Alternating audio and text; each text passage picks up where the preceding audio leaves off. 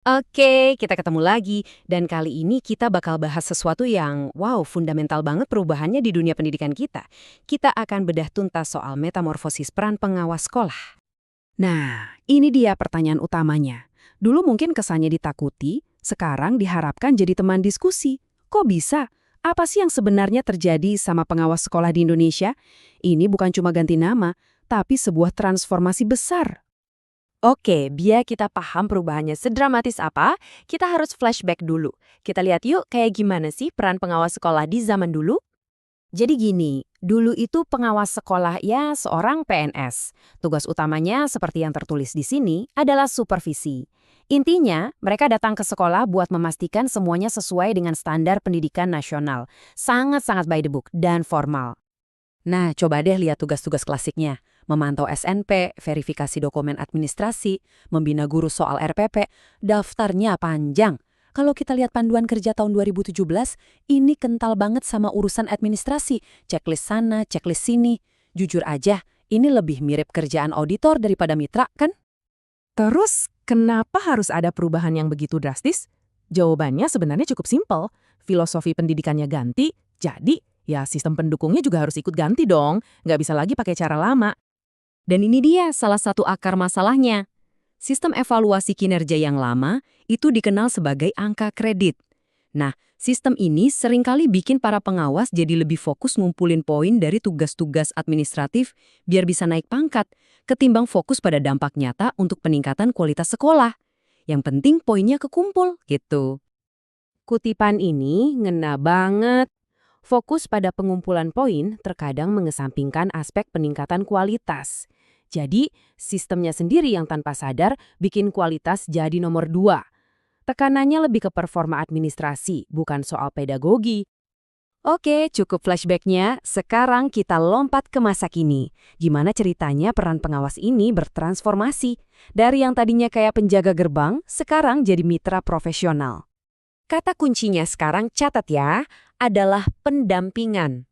Ini bukan sekedar ganti istilah loh ya, ini perubahan paradigma. Supervisi yang kesannya dari atas ke bawah diganti jadi kemitraan profesional. Ini sejalan banget sama semangat Merdeka Belajar. Lalu pendampingan ini ngapain aja? Siklusnya kira-kira begini. Pertama, kolaborasi. Duduk bareng guru dan kepalsek, lihat data hasil belajar murid, dianalisis bareng. Kedua, refleksi. Bukan menghakimi, tapi bantu guru buat mikirin, cara ngajar saya tadi gimana ya? Apa yang bisa lebih baik? Dan ketiga, memberdayakan. Jadi fasilitator biar guru-guru ini berani coba hal baru dan berinovasi. Isinya dialog, bukan lagi instruksi satu arah.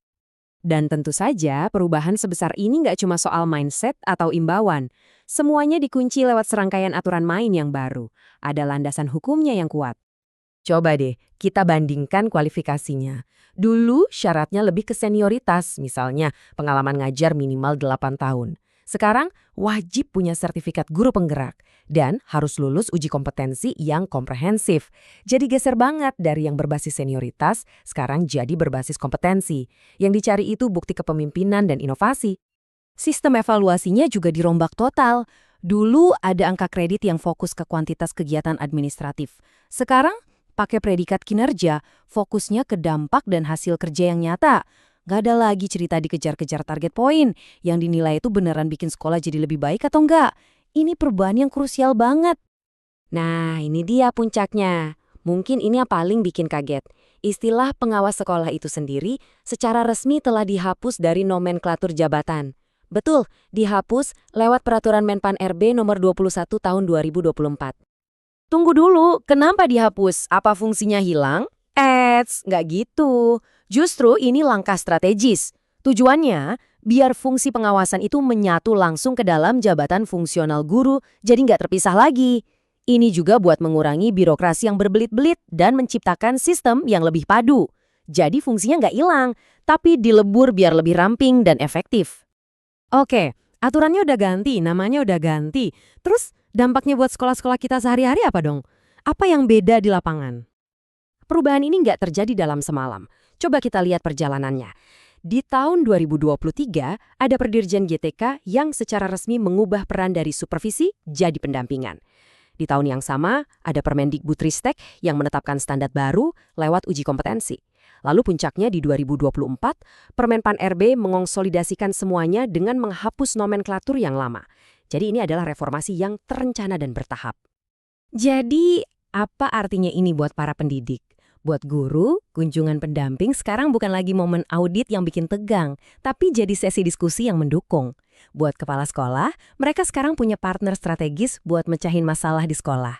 Dan buat sistem pendidikan kita secara keseluruhan, ini adalah pergeseran besar dari model top-down yang menuntut kepatuhan menjadi model pemberdayaan dan kolaborasi profesional. Jadi, dengan peran baru dan aturan main yang baru, pertanyaannya sekarang adalah, apakah pendidikan Indonesia sudah berada di jalur yang tepat untuk benar-benar memberdayakan para gurunya? Ini bukan akhir dari cerita, tapi sebuah babak baru yang sangat menarik untuk kita ikuti bersama.